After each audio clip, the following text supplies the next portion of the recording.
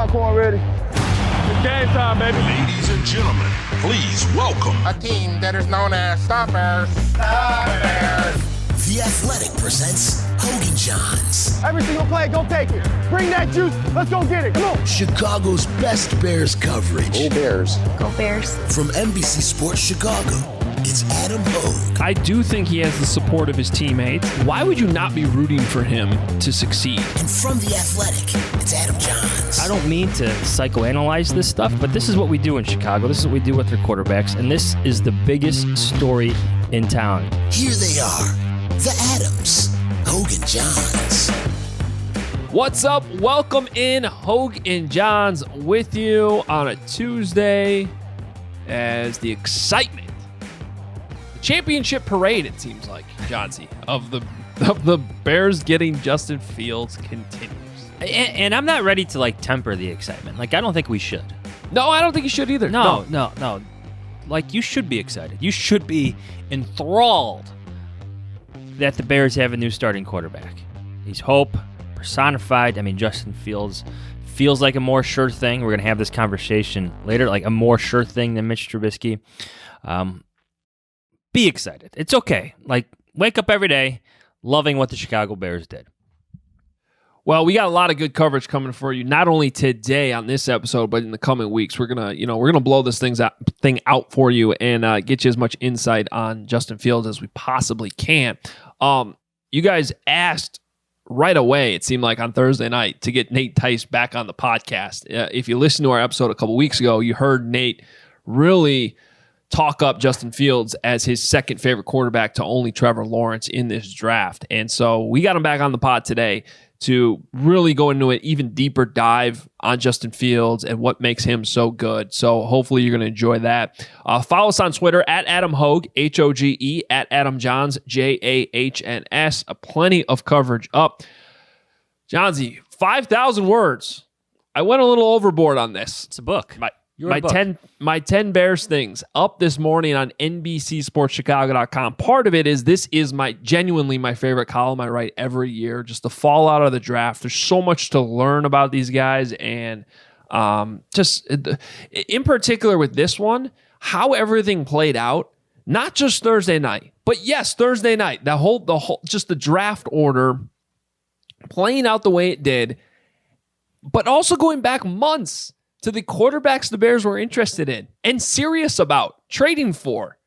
And if any of those had happened, they're not getting Justin Fields. So just so many different things had to happen over the course of the last few months. And then especially on Thursday night, so many things had to happen that it's remarkable it ended up the way it did. It feels astronomical, the odds that the Bears were actually going to land one of the top quarterbacks in this draft. And yet it happened. And in particular, I'm going to give you a quick tease. Maybe we'll talk about this later in the week. There's one pick in the top 10. One pick that really surprised not just the Bears, but a lot of different teams around the league. And I believe is the key pick that put Justin Fields in a Bears uniform. Any GM, any coach, any owner will tell you that some of this is always luck. And they're not just saying that to, making some tongue-in-cheek comment. That is real. It's like a lot of this process, you prepare yourself for everything and anything. But luck, you need to have good luck. And the Bears have been probably a bit overdue for some good luck. Yeah, probably. I would say. Well, anyway, that's all up on NBCSportsChicago.com, my Twitter feed as well. 10 Bears things and scouting notes on 11 games on Justin Fields, so you can check those out. Also, you guys have a ton of coverage on the Athletic. I got my 5 takeaways. My 5, not maybe about 2,000 words. Lots of charts, though. Lots of charts. I think it went up this morning. There was instantaneously 25 comments in there, so I think that some of the excitement, people are already passionate about the plan that Matt Nagy has, right or wrong. Some people want Fields to play right away. Others are preaching patience. So let the debates begin. Yeah. And if you are one of those people who's very excited, we got T-shirts up, obviousshirts.com. Check that out. We appreciate the support for the podcast. And you can, if you're watching on YouTube, you can see the link right there. We appreciate those of you. Our YouTube's been, look at those shirts if you're watching on YouTube. Yeah, we should probably welcome more YouTube viewers. We've been going at this for years if you're just, discovering us on YouTube. So That's a good point. we got a lot of inside jokes and whatnot. Hopefully you become familiar with them. We'll have a lot of guests, but we try to keep it fun. It's football. It has to be fun. Yeah, I think we are reaching some new people there on the YouTube channel. So welcome. We appreciate you guys jumping on here with the excitement of Justin Fields. And this is a podcast, so it's available in podcast form. If you're like the YouTube thing, good. If you want to also check it out on your phone when you're driving around, we're there for you. Many different platforms as we continue to grow, and we appreciate the support over the years, especially for moments and days like the last week has been, which make it a lot of fun. So we know everyone's excited, and we know everybody wants their Justin Fields analysis. So let's not delay it anymore. Nate Tice, the son of Mike Tice, former Bears offensive coordinator. Nate used to play at Wisconsin with Russell Wilson. He obviously knows, he's a quarterback. He obviously knows his stuff, really looks at these guys in depth, and has some great analysis on Justin Fields as well as some of the other quarterbacks. So let's jump right in with Nate Tice. Back by popular demand, literally. We have people requesting Nate Tice after the Bears draft Justin Fields because, of course, he was on the podcast a couple weeks ago talking about how much he loved Justin Fields. And I don't know, Nate, if you thought, we certainly did not feel like he was going to end up a Chicago Bear when it was all said and done. But, boy, a lot of people in this town are excited. And I think they should be. I know that. What are the odds of that? Came on when that was actually like part of the initial discussion too. It was like, oh, I don't know about Wilson and Fields. I was like, oh yeah, got to go on a rant about it, not thinking it would actually matter. Like I was like, yeah, enjoy maybe Mac Jones that you guys might get or something like that. In the back of my mind, that's what I was thinking. But it was, I'm real happy for Chicago because I do think can be that guy that true face of the franchise type. I know. When I was on the last time, someone tagged me, one of your listeners, about how I was a lot of hyperbole because I only watched 4 games of Justin Fields, and I want to assure that person it was 4 regular season games of film, plus the playoff games, plus 2019 film. It wasn't just I just watch a couple games on TV and then say these things. So I hope I value my reputation a little more than watching a couple YouTube games. But honestly, watching Justin Fields on film is like that's all you need to see because I'm excited for Chicago because I think he could be that player. So you're in Chicago for this, ironically as well. You're doing a live show with Robert Mays and what are you thinking for someone who likes Fields so much? Like, what were you thinking at those moments when all these teams start passing him and it looks like he's going to be in the outside of the top 10? Yeah, I think it's a little bit of teams outsmarting themselves. A little bit, I'm actually, when we were talking, afterwards, we got who won and who lost the draft, all that fun stuff. Like, even though I liked Patrick Surtain for the Broncos, and even though I liked what the Lions did and the fact that how they're building their team inside out, I'm like, they're still kind of losers because they passed on Justin Fields. Because I honestly, that's it might turn out to be that way, even if those players turn out to be good players, but who knows with the Broncos and the whole Aaron Rodgers thing. But, with Fields, it was, I think it's just some teams just outsmarting themselves, like just kind of like, trying to find nitpicky, his release is too long, is this and that. So, but honestly, when that trade happened, it was just too funny because I was like mid-sentence with Robert and his face just went white.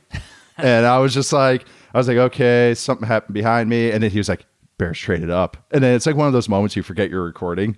So it was kind of like, I was like, they're like, it's just like, and all of a sudden we both had to like snap back in. Oh yeah, we're doing a live show right now, a stream going on. But I can believe it. And I actually thought the trade, they gave up a first, but really that's not too bad when you consider what everybody else is giving up, especially what San Fran gave up to go to number 3, the Stafford trade, this isn't too bad, one first, and honestly, it gets you out of purgatory, or at least gives you a path to get out of purgatory. And those are franchise changers. And again, this is all projection, and it's still a prospect. We have no idea how he fits and everything, but I just think he's one of those types of guys that no matter what offense you run around him, I think he could be a good one. Like I think he can truly excel in any type of offense, and I'm sure we'll get more into that in a sec. Yeah, let's because for those that maybe missed your episode a couple weeks ago, I want to make sure we still go over the things that you like about his game. If you did miss that, of course, we encourage you to go back and listen to it because it's still good. Nate, I appreciated what you said. That I took what you said a couple weeks ago. I put it in my column today that I wrote with some of the things you just liked about him because they're very relevant. And I spent most of yesterday going back and rewatching a lot of Justin Fields games from the last 2 years. And I'll give you one thing that I realized I was wrong on, and then a couple things that were confirmed watching. So the one thing that I was definitely wrong on is I think I was comparing him a little bit to my guy Zach Wilson, right? In terms of the improvising and the off-platform stuff. And I was not giving Justin Fields enough credit for that. I wrote in my pre-draft notes that he's a pocket passer who happens to be mobile, which I still believe that that's the truth. But I said he's better in the structure of the offense and not as good at improvising. That's wrong. That is absolutely wrong. When you go back and watch it, he does plenty of stuff improvising. I will say there are a couple times where he needs to realize that the play's over. You know, you're trying to do a little bit too much, throwing the ball up for grabs against Indiana was one example. Fumbling a couple times when you're refusing to go down, just take the sack. But I was definitely wrong with that. So let's just start with that in your reaction. Yeah, I've kind of like tried to keep saying with it too is that he's a quarterback. He's not an athlete playing quarterback. He does all the quarterback things, like staying in the pocket and keeping his eyes downfield. But it's a great point. Is sometimes he tries to do too much. He has that Deshaun Watson problem when Deshaun came into the league and it was taking all those sacks. Some of that was, what Bill O'Brien was giving them, and some of that was the O-line. But still, it was that, you love the aggression, and that's one of the things that's so hard to teach into a quarterback is toughness and aggression. Keeping your eyes downfield, staying strong in the pocket, delivering throws late in the down, like down the field. And like so many times the eyes thing was always, or he takes too long, he stares down his receivers. That's just the offense he played in. They run 989 concepts, which is two verticals and an inside read route. They run a Y cross, which is very, very popular, all levels of football, made popular 80s BYU offense, but just going off from there. North Turner ran it for years with the Cowboys. They run that over and over and over. That's a very vertical attacking play. If you have never watched Ohio State's offense, really, if you close your eyes, and there's a lot of Bears fans listening to this, it's really a lot like my dad's old teams in Minnesota or Denny Green's teams where it's touchdown to check down. It's bombs away, check it down, and it's actually funny because one of the little really kind of vibes comparison is Fields is almost like a tiny Dante Culpepper, but he's still 230 pounds in the sense that he's extremely accurate. I think he's smarter than Dante was, but he tries to be a quarterback, even though he's a big athlete, and he can ad-lib, but that's not his game. It's like he can do it, but he doesn't want to do it. But it's nice that he has that tool in his pocket. He's not, it's not like he's 6'3", 230. He's just gonna be stiff, and you're like, oh, well, that's that. Like, and it's just kind of funny too. Like, just his accuracy is incredible. Like all three levels. Like that's something that always stood out to me when I was watching him. Was just like everything was on the money, and that's what you want to see in a top guy. Is just it's not 8 out of 10 times or 7 out of 10 times. It's 10 out of 10 times that the ball is catchable. Not just like, oh, it went around. Like sometimes Zach Wilson would have those, especially throws inside 5 to 10 yards over the offensive line, because I think he has trouble really throwing those with his throwing style. So he'll throw behind guys, and that happens. It pops up. Fields, he's falling down, throws like a flat route, and it's like just the guy catches it right in stride. And he also does the timing throws really well. Like he had field outs where a lot of college quarterbacks, even pro quarterbacks, that throw is 1, 2, 3, plant and throw. A lot of guys, because they don't trust their arm strength or they have to see it unwind because it's a timing throw, they have to hitch or they take a second and then throw it. I've seen Fields multiple times, just 1, 2, 3, plant, throw, which shows timing, shows footwork, shows accuracy, and of course it shows arm strength, because that's a hard ass throw. Like if I threw that, I had to throw it early because otherwise the receiver's running out of bounds.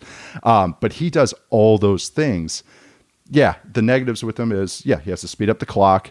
You want him to be a little bit more of an athlete, like use that 4.4 speed that he has and that size. But I love it that it's like he doesn't rely on it yet. He just has that tool in his pocket, and that's just so cool to me. And of course, it's just like he seems just like a tough dude. And yeah, I know I'm excited for you guys if you can't tell because I really like him. For everything you just said, a lot of things that you just said, he strikes me as potentially day one ready. And if you want to compare it to other guys, I don't know if Zach Wilson is that. I don't think Trey Lance is definitely that. To compare it to the Bears situation, Mitch Trubisky definitely wasn't that. But the Bears want to try to be patient with this. Matt Nagy has this Kansas City Chiefs blueprint, and they're going to play this out a bit. For you, do you like that idea? Do you see more benefits of playing him right away? What do you think of this potential patient plan from the Bears? I think throw him into the fire and let him figure it out. Let him speed up his clock, because even the difference between preseason and practice clock to game clock, as far as just speed of the game, it's just so much different. And I think now with I understand the whole let him sit, maybe the Carson Palmer behind John Kitna, Dante Culpepper in 1990, after Vikings drafted him, they sat for a year.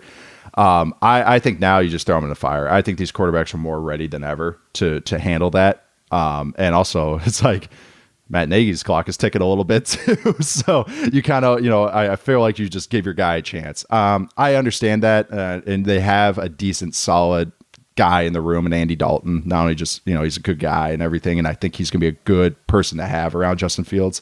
So I do like that, but I think you just throw him into the fire and just speed up that clock, baby, sink or swim. Just like, like a puppy you're throwing to see if they can swim, just like, okay, can you do it? And I think that's what you kind of have to do with him, because I think that's the only way he's going to speed up his clock, because he has to.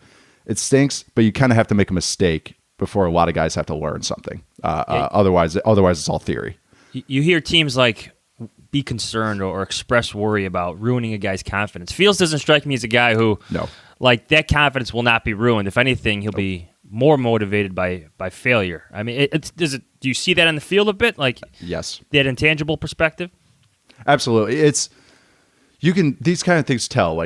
You see a running back score and everybody celebrates with him. All the offensive linemen are like, yeah. It's like, okay, that people like that guy. And those little things you start seeing with players, a receiver after an interception, he doesn't run down the guy that intercepted the ball. These little, I know that kind of sounds meatheadish, but it actually matters.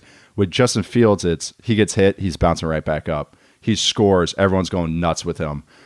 He like you said, unwavering confidence, even in a game like the Indiana game or Northwestern game, he's the team. The whole team started rallying around him. He made a couple mistakes, and you could see kind of guys going what the hell?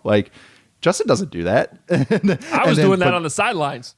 Yeah, and then the whole second half. What's happening? Yeah, what's happening? And then the whole second half, he just blitzkriegs everybody. It's just, but that shows maybe everyone wants the rah Tim Tebow, let's go, screaming and all that. A lot of guys that do that are compensating for something else. And, sometimes if it's offensive lineman doing that, it's because they're actually not that tough. Trust me, I've seen it over the years. But with a quarterback and how calm Fields is, it's just that's confidence. That's confidence. It's just always being even keeled, and always just every play you can tell he's just he's confident what he's running. His eyes are always good. No matter what the situation, he didn't panic. And he's been under the biggest lights, and now he goes to Chicago, and this is going to be nothing for him. He's been under the spotlight for a decade already. He's in his early 20s. His draft video stuck out to me. Did you guys see that? He's just serious throughout it all, and he's just oh, no. I'm just ready to work. Enough talking. There's been enough talking. Yep. And there's I don't want to use the word Michael Jordan a lot here, because let's be honest, but since The Last Dance. Don't worry, our NBC Twitter account already did that last night. Yeah, there you go. There you go. So you're good. I took it personally vibe, yeah. You get that vibe from I took that personally. That video, I'm oh man, this could turn out to be very good for the Bears. That's what so many of these guys are. I'm competitive, and anyone that probably watches sports is competitive. It's a lot of these guys are psychotic in how competitive they are. Even a Russell Wilson. Russell is psychotic competitor. We in the Big Ten championship game, we go to the stadium. If we had a night game, we would go to the stadium, have a walkthrough, and get used to the lights and just loosen it up because you're in a hotel all day. So Big Ten championship game in Indianapolis, me and Russ, we played numbers, which is just a classic throwing game. You're 10 yards away, hit a point in the numbers, 2 points in the face, and we play it. I would say Russell won 2 out of 3 games we would play together. For whatever reason, I had like the greatest game of my life. And I'm just like crushing him, beating him. And it's the Big Ten championship game. So it's like, I don't really want to beat Russ today because it's like so we would play like if say the ball went over, we'd have to go run. Say it went 15 yards away, you had to throw from there because you had bad hands, so that's your punishment. So he threw one and went through my hands, and they're like, "All right, bring it up for stretch." I turn, I just rocket it and throw it, and actually it was like the greatest throw I've ever had. Like hit him right in the chest, and I win the game. Russ didn't talk to me the rest of the day. Swear to God, we're going into the Big Ten championship game. We're doing warm-ups. He just won't talk to me. And I'm like, oh my God, I just screwed us over. Like I just screwed us over. And it turned out it's because he was just channeling all that anger and he had a great game that game. So I was like, okay, there we go. Oh, thank God. And then also in the middle of the game, he's talking to me again. But it's like these guys, they channel whatever slight they get, whatever just little, I took that personally, but that's true. It's all these guys. You hear a lot of times we'll make fun of guys going like, that never happened. It's because they find any little slight and they use it as motivation. You think Fields going to 11, is going to be a little bit of motivation. He's QB4. After what he's done, it's like, yeah, he's going to use that as motivation. So that's really, really cool because he'll have an opportunity to take advantage of that. So what you're saying is you sent the Badgers to the Rose Bowl that year. Absolutely. No, I like it. I like it. No. All that signaling from the sideline and high-fiving. Oh, yeah, that was all me, baby. Let me give you 2 plays, though, that I saw yesterday that speak to what you're talking about. Neither one of them, Justin Fields threw the ball. One was against Michigan State. He hands the ball off on a zone read, and the guy's running for an easy touchdown. And Justin decides to run 65 yards downfield, catches up to the running back that he handed the ball off to, and delivers a block that was not necessary, by the way, like 5 yards for the end zone. And it was borderline block in the back. I do think he got him shoulder to shoulder, but he kind of came from behind, and it would have been a terrible penalty if they called it. But it still showed, how many quarterbacks do you see running 65 yards downfield to catch up to the running back and deliver a block? And then another one came in the Big Ten championship game this year when he was struggling against Northwestern. He's having a bad game. They're not even really using him in the second half because he's hurt with his thumb, and they don't even need to use him. And he rolls out to the left on a scramble and delivers the boom against J.R. Pace, Northwestern safety. I was standing right there, and I was like, oh. The sound of that, because I posted that clip, the sound is like a gunshot. He's laying the boom. Like, that's the only way to describe it. And he ran the safety over. And he didn't even need to do it, by the way. He could have just run out of bounds. He lowered the boom on the safety, and unfortunately, it was JR that went down, and Fields did not. He just walked out of bounds. And then I think the guy holding the down marker actually tripped him when it was all said and done. That's right. Yeah, that's right. But those are just 2 plays of what you're talking about. You're talking about he's struggling in that game. Some of those guys, they need a play to kind of just go, like, that's probably him just going, like channeling all of that rage and just going Bruce Banner to the Hulk. Yeah. And that's what those guys do. And it's just so funny because you just don't expect it from the quiet ones, which is the scariest thing. That's a good point. Let me give you 2 other things that I saw just to get your reaction on it. Getting back to the conversation about the reads. And I think you were right when you talked to us a couple weeks ago. Sometimes he skips reads. And I think it's what's common for a lot of these quarterbacks coming out is he hangs on the first read probably a little bit too long. And that's what you're talking about with the clock. And I thought that was confirmed going back, watching all these games. But that's going to be part of the developmental process with Matt Nagy, right? And then let's get on the release too, and I think we may have touched on this a couple weeks ago. Like, it just does not bother me. It's a little long. It's a little long, but his arm's long. Like he's got kind of a windy, just flailing arm a little bit, but he's twitchy and it's still fast. Honestly, I made this comparison. It reminds me of Henry Rowan-Gardner in Rookie of the Year. Like, the arm just snaps forward. It's fast. It's a violent release, and that's mechanics. For better or for worse, I never kind of put too much credence into. It's like, guy's going to throw how he throws. I mean, how many times you heard, oh, Tim Tebow worked with the QB coach. He worked with a mechanics coach. Wait till you see that motion this year. And then as soon as shit hits the fan, all of a sudden you go back to what you know. I mean, that's just it's how we all have our own running style, we have our own throwing style. It is what it is, and the fact that the ball gets there on time is like that's why I'm not concerned. If he was late a lot, then I'd be like, oof, he doesn't have the arm strength, the timing, or the mechanics to get it there, but he does. So it's kind of like that's one of those concerns I'm not even that worried about as much as one limitation I do think comes from that is he's not going to be great at RPO stuff, which is fine because I don't think that he should be running RPO stuff. I think he's good enough to be running drop back and deep play action stuff and all that is where the long release can come into be a detriment is RPOs, because you have to be able to quick release, be a shortstop, and just get the ball out, throw it however you want to. So that's where the long release can kind of be a little detrimental there. But as far as just everything else, I mean, he can cover it all. I mean, he can throw deep, he can throw intermediate, throw short. That's why I like him. But also it's like, I actually just posted it before. It was really, it's going to look, I think, like how the 2017 Chiefs looked when Nagy was the coordinator, and which got him the job basically, was he went to Andy Reid, and this is kind of what I've gathered. Third down, like the meta and defense, third and longs was, hey, play sticks coverage. And everybody at the sticks will rally and tackle. If it's 3rd and 8, we'll tackle 6 yards. They have to punt. They hold up the fist, 4th down. Nagy was like, okay, how do we counter that? Because what teams were doing was run a screen or run a drag route and have everybody block for him. And teams still do that a little bit. But he goes, you know what? I'm just going to go over the top. If they all want to come up and tackle and rally and tackle, they're looking forward. So what he did, and this is just like a game theory, kind of thing. It's like they want to do this, I'm going to do the opposite. I'm going to lean into the punch. And guess what? It worked. And he had Alex Smith, who has a freaking stat named after him about throwing short of the sticks. He's bombs away. And I just posted a video of this, and it's like Nagy has this. Does have the capabilities of calling offenses like this. It's just like I think he's just been handcuffed and hasn't been able to do it. I feel like every time I'm on the show, we talk about Trubisky's first starts this year and the offense that he ran there. We're going to see more of that because that's what Justin Fields is really good at. It's just that I think it's going to be more of a supercharged version of that, where actual more to it than just 2-man reads that they were trying to do with Trubisky.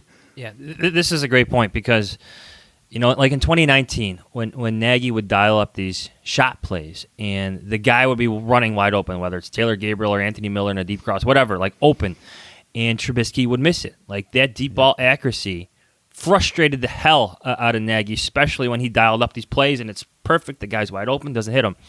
Then he praises this year Justin Fields is deep ball, and he uses, instead of touchdown to check down, he goes touchdown to touchdown, just the ability with that. Yeah.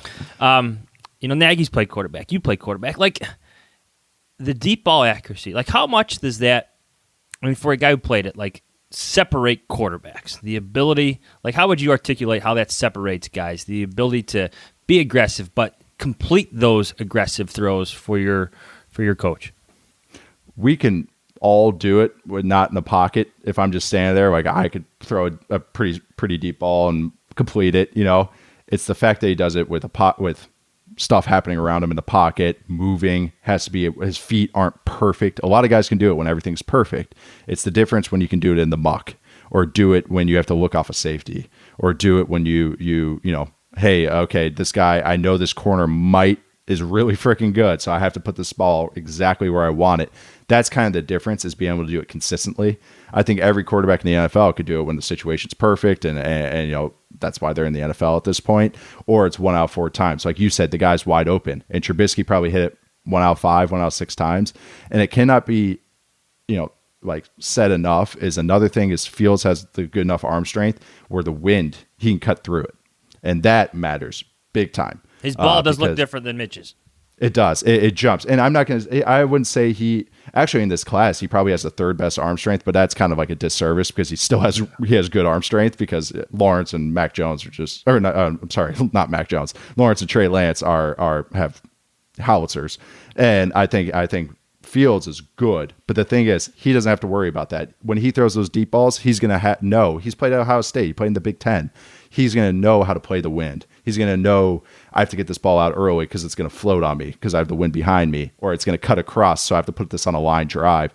That cannot be like overemphasize enough how hard that is to do, at least consistently. And that's the thing, is all he does is put it on film. Is week after week he was doing it consistently, because like you said, the touchdown to touchdown things, like, which is psycho sometimes. It's like, that's what I'm curious to see, is that can he get to the check down, which I've seen him do it on a couple play action concepts, but maybe he's just so aggressive that he's like, no, I'm bombs away on this no matter what, which is awesome. I mean, it's awesome. It's so much better to have a quarterback do that than a guy that's a check down Charlie already in college, because then you're just like, man, is he ever going to get there and have the balls to kind of like make these throws? Justin Fields has the balls to do a lot of that stuff, just literally throwing the balls, but also just the cojones to do it. Now, here's the problem. We're still in Chicago, and the city's not allowed to have good quarterbacks, right? So if you're gonna check yourself, that's probably going through Bears fans' minds. But I do want to ask you this, because break down the fits for us in terms of where these quarterbacks ended up. We heard what you thought about all the quarterbacks when we talked a couple weeks ago, but now that you know where they actually ended up, and Fields ending up in Chicago is part of that, I think a lot of people are probably optimistic that Matt Nagy finally gets his guy, the guy that can probably do what he's been wanting to do and really couldn't with Mitch. But a lot of people are still skeptical about his offense because it really hasn't been that great since he's been here. So where do you break down the fit here with Justin Fields and the Bears compared to some of these other situations like Mac Jones ending up in New England, Trey Lance in San Francisco, whatever it is?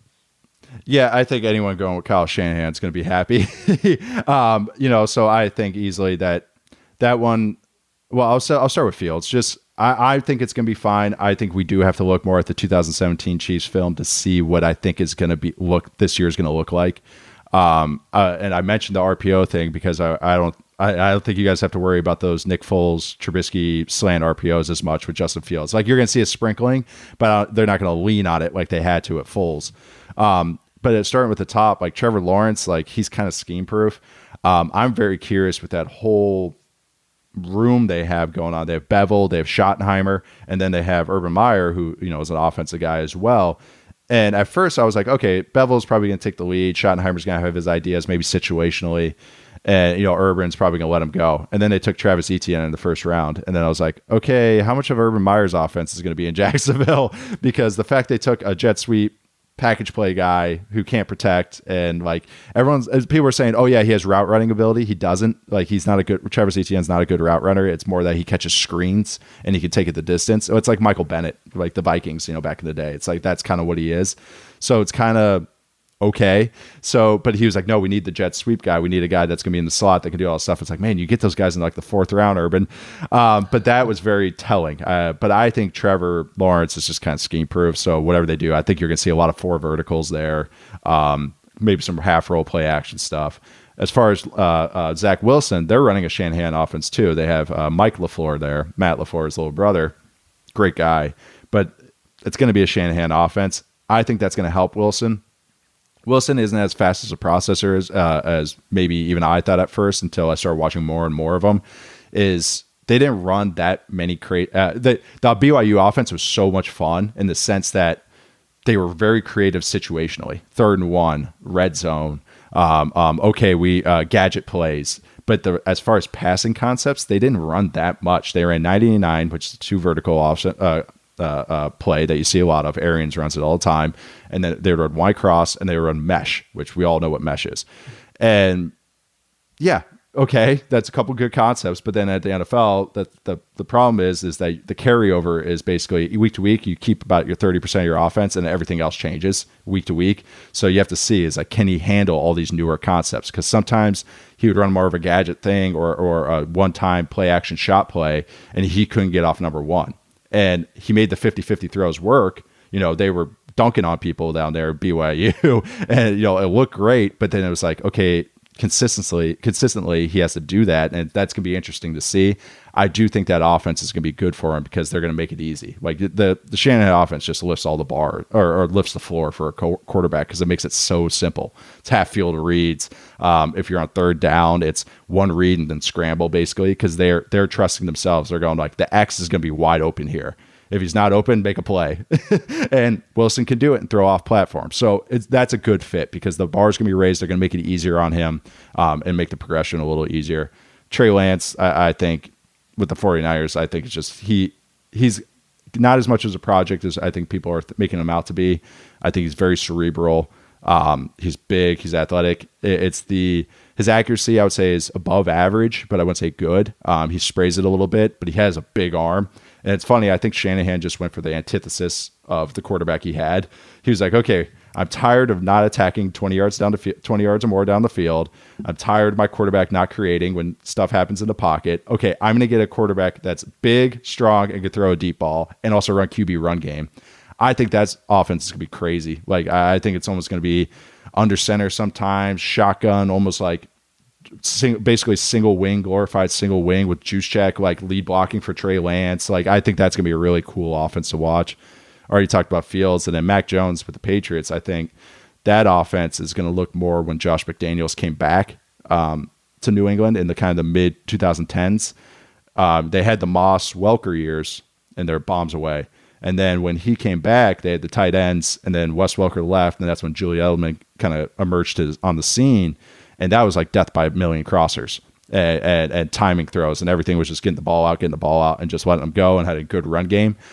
I kind of think that's what that offense is going to look like. That's just going to be so funny because you couldn't get two more opposite quarterbacks than Cam Newton and Mac Jones. And then also the coaches are going to have to like diagram plays going like, okay, this is Cam's plays. All right, this is Mac's plays, because their skill sets don't have a lot of overlap other than that they both play quarterback. We had this conversation in our last podcast. What do you think Fields' floor is? Like, at worst, like, who is he in the NFL? We threw out some comparables out there. I'm curious to see who you think, because like with Trubisky, there was just so much projection. Yeah. Fields has this sure thing to him. Now, I don't know what that sure thing is going to amount, but I think we can all agree that he's going to play he's going to be productive in the NFL. Now, it's just how great can he become. So I'm curious, like, who is your floor for Justin Fields in the NFL? I think Adam actually, if I remember correctly, brought up Dante Culpepper. Yeah, that's actually what I was about to say, like Culpepper. But, Culpepper was just so funny because he had like 2 incredible years, like a shit year, and then a couple of okay years, and then he got hurt, and then I was like, okay, bye, Dante. Sorry. Yeah. And I'm not saying stylistically, but more of kind of career-wise, or more of just what it would look like is like when Schaub wasn't with the Texans. Like kind of that, but it's supercharged. Like, he's such a better player than Matt Schaub was, and could actually make things happen. That's what's so hard, because it's like stylistically, there's not a lot of quarterbacks like him. These quarterbacks are bigger, faster, tougher, more dynamic than ever. And it's just what it used to be once every 5 years. We had Dante, and it was like, and McNabb, Jeff Garcia a little bit, and then after that, it's like, okay, a bunch of pocket passers, and now we're going to, RG3 and Russell came in, Andrew Luck, Cam Newton, those guys came in. And that was kind of like, ever since then, now these guys are getting bigger and more athletic. I know, better version of Schaub, I guess, would be the best worst case. But when I compared him to somebody, I keep saying Deshaun, but he also has like a little bit of Dak to him. Like, and I'm not saying that's his floor, but just kind of like that kind of play. Is kind of what you might expect out of this, where it's like good arm strength, big athlete, can run all the run game stuff, tough, very competitive, and like the good leader. That's kind of how I see his trajectory going. So I know that wasn't your question, because now my brain's racing, because I'm just trying to think of guys like, because not like Cunningham, because it's a different kind of player too. He's such a better quarterback than Cunningham was. Yeah. But Nate, let me ask you this, because Justin Fields brought up Russell Wilson. He said that and you played with Russell. He said that he used to model his game more after Cam.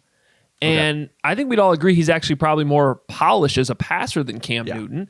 And so now he says he looks more at Russell Wilson and actually studies Russell's tape. It was amazing. I don't know if it was just happened to be one photo we found, but like the arm was like exactly the same as Russell Wilson in his throw.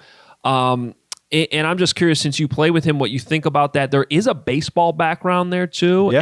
And he talked about playing shortstop and kind of having to change his arm angles a little bit. I'm just curious what you think about that comparison. Yeah, that's interesting, because Russell was a middle infielder too. He was a second baseman. So, that's interesting. I think it's kind of actually really funny, because some of the negatives, or some of the things Russ can't really do well, it's kind of like same as Fields. He can't throw RPOs either, because of height. Yeah. To be it just is, he's just not good at anything short. Like, just it is what it is. Like, we know what he is at this point. That's funny. I see a lot of the deep ball and the aggressiveness and the capabilities of running. Yeah, absolutely. I see all that, but I just think he's just so much different, actually. Okay. I think Fields sees the field better than Russ has. Like, Russ is smart, but he doesn't like doing 1, 2, 3. Russ is one to scramble. We all know that. And what Russ thrives in is empty stuff, PA stuff, because it's 1 to 2. And then also just half field read, which is just if it's too high, go here. If it's single high, go here. And it's just 1 to 2 reads where he doesn't have to go cross field. And Russ doesn't like that. He would never say that. I'm just saying what he is capable of. He doesn't. If Russ has to go read the actual field and progress, he's screwed. He's just going to scramble because he just says screw it. I don't like that. Fields can do it. So that's a little bit of a difference. Is I've seen him do that and actually work the field and stand strong in the pocket. So that's a little bit of difference. But yeah, it's funny. Just the deep ball, I would say, deep ball accuracy. I would definitely compare with that, and also just the play strength a little bit. That's almost like a bigger version of Russ. I think that might actually be a valid comparison. Other than just, I think Fields is a little more accurate on shorter throws and can do those timing throws better than Russ can. Man, can I just say, like, it just surprises me over and over and over again that, like, this is the conversation that we're having about the Chicago Bears and the quarterback. Right? We're not used to this. We're not used to this, Nate. If you can't tell, I've covered the team since Lovie Smith, and we've lived here our whole lives too. I know. Yeah, you guys are like, Andy Dalton. Here we go. Like I'm used to that. Like, we're all used to that. I know. And like even like Trubisky, like I could get on board with this. I like that. The GM had some some gumption to go up and get the guy. Okay, we'll see what happens. But there's a lot of projection here. He's got some talent. But no, like this is different. Feels different. It just everything about it is different. It is, and I know, and that's what even myself. I'm trying to catch myself because it's like you're betting on these guys. They're bets. It's they're all projection. Even if the guy like Trevor Lawrence, like I refuse to give him the 10 out of 10 grade because it's just like there's no perfect prospect. There just isn't. He has his issues, but it's just like, and I'll stick with it. Is that I said Fields is closer to Lawrence than he is to the other guys because it's just he has so many traits that are just so many paths to success. That's really what it is. It's just that some of these guys are such good athletes, and it's like, okay, hopefully they work out the technique, and then all of a sudden it's like, okay, they don't. So they're like, he's athletic enough to have a path to success. It's like Fields does all the quarterback things well, and then he's also a 4.45 athlete on top of it, and he's 230 pounds, and he played in big games, and he just done all these huge things. So it's like, what box isn't he checking? And that's scary. It's almost scary for me. It's like, oh my God, like what, then you have to start going, okay, what am I missing? Like what does he not do well? And yeah, you start nitpicking, but you should nitpick, especially top 10 picks and especially quarterbacks. I know he's number 11, but he should have been a top 10 pick. But yeah, with those guys, it does feel different. It's just, it's still a bet. There's still a lot, how I took it from basketball. Some stat guy I really like, who works for the Nuggets now, is he had his bust, bench, starter, star. That's basically you can put a percentage on each thing. Like I think this guy could be 20% this, 25% starter. But he has 10% bust potential, but this guy only has 5%, but his star isn't as big, yada, yada, yada. It's like with Fields, it's like that star and starter is just, I feel like those are just such big percentage points. And then it's like, I just see at least competency, like at least good quarterback play. Yeah. And then it's like, okay, but he has that chance and athletic ability and all those other things to be more, which is just so cool. It really is. I'm excited for Bears fans. Chicago would take competent. That would exactly. Competent would be good. Nate, thanks so much, man. You're the best. Follow him on Twitter at Nate_Tice. We always appreciate your insight, especially on Justin Fields, since you were so passionately vouching for him. I know our fans are excited to have you back on today. Awesome. Thank you guys for having me. All right, there he is, Nate Tice. We're all trying to eat better, but healthy breakfast doesn't have to be boring. Magic Spoon has the amazing flavors you love, but without all the bad stuff. 0 grams of sugar, 13 to 14 grams of protein, and only 4 net grams of carbs in each serving. Only 140 calories a serving. It's keto-friendly, gluten-free, grain-free, soy-free, low-carb, and GMO-free. And we've got exciting news. Magic Spoon has released a super delicious new flavor, Birthday Cake. Birthday Cake Magic Spoon will be available in a special 5-pack for a limited time only, so get it while you can. Or you can build your own box. Available flavors to build your very own custom bundle are cocoa, fruity, frosted, peanut butter, and cinnamon. If you're listening from Canada, Magic Spoon now ships there as well. So go to magicspoon.com/Adam to grab the new limited edition birthday cake or a custom bundle of cereal to try it today. And be sure to use our promo code Adam at checkout to save $5 off your order. This offer is now good anywhere in the US or Canada, but only when you use our code at checkout. And Magic Spoon is so confident in their product, it's backed with a 100% happiness guarantee. So if you don't like it for any reason, they'll refund your money, no questions asked. Remember, get your next delicious bowl of guilt-free cereal at magicspoon.com/Adam. Use the code ADAM to save $5 off. Thank you, Magic Spoon, for sponsoring this episode. We interrupt this Hoge Jahns podcast with some breaking news. This important PSA is brought to you by Manscaped.com. This is your pubic service announcement and the news you've all been waiting for. The Manscaped engineering team has confirmed that they have successfully created the Lawnmower 4.0 trimmer, which is now available for purchase in the USA and Canada. I'm one of the first people to try the new 4.0, and I'm blown away by the performance. The craftsmanship and details on the 4.0 are next level. What makes this trimmer different than all the others? A new multi-function on-off switch can engage a travel lock created for people who like to travel, like me and other sports writers. The new trimmer even allows you to customize your trim all over through additional guard lengths with sizes 1 to 4, and there's more than that too, guys. The optimized Lawnmower 4.0 trimmer is waterproof, so you can groom in the shower. Did I mention wireless charging? The Lawnmower 4.0's new wireless charging system uses electromagnetic induction, which can help your battery length last longer. If you're still trimming your face with your ball trimmer, it's time to make some changes. So get 20% off and free shipping with the code ADAM21 at manscaped.com. That's 20% off with free shipping at manscaped.com. Use the code ADAM. Unlock your confidence and always use the right tools for the job with Manscaped. There you have it. A taller Russell Wilson or a more polished Cam Newton? Where do I sign up? Where do I sign up for that? It's unbelievable. I'm trying to. Again, we've covered this team for years, Adam. We know how bad this could get. We know this is the Bears, but the reasons for excitement are just still there. They should be obvious to everyone. This is different than the Mitch Trubisky situation. This is different in a way than acquiring Jay Cutler. It's just. I think Chicago might have a tough time processing some of this as we go through the summer training camp. I think there's some of that going on at Hell's Hall. Yeah. I think there's sort of a sit back and holy crap, that really happened thing going. This is our guy. Yeah. So anyway, we got to run. I'm really glad we got Nate back on the podcast. And it was a really good, lengthy breakdown. We really appreciate his time. I'm crazy and watched way too many games of Justin Fields yesterday, so you can get all my thoughts in there. There's also videos I've talked about with JT O'Sullivan. The links are in my 10 Bears things. I highly recommend watching those if you really want an in-depth video breakdown, all 22 coaches film. It's so good. So there's a lot of good content out there. Please check it out. Please check out everything Johns and Fishbane have been working on The Athletic, theathletic.com/Hoge Jahns is where you go to subscribe. Dan Pompei's got some good stuff, talking to scouts across the league too on different their thoughts on various draft picks and things like that. Any final thoughts, Johnsy? It still strikes me as unbelievable. That's really it. That's my prevailing thought every morning when I wake up. I got to talk about Justin Fields again. It's something, man. It's something. Yeah. Well, it's still settling in. We'll be back Thursday, and guess what? We'll have your voicemails.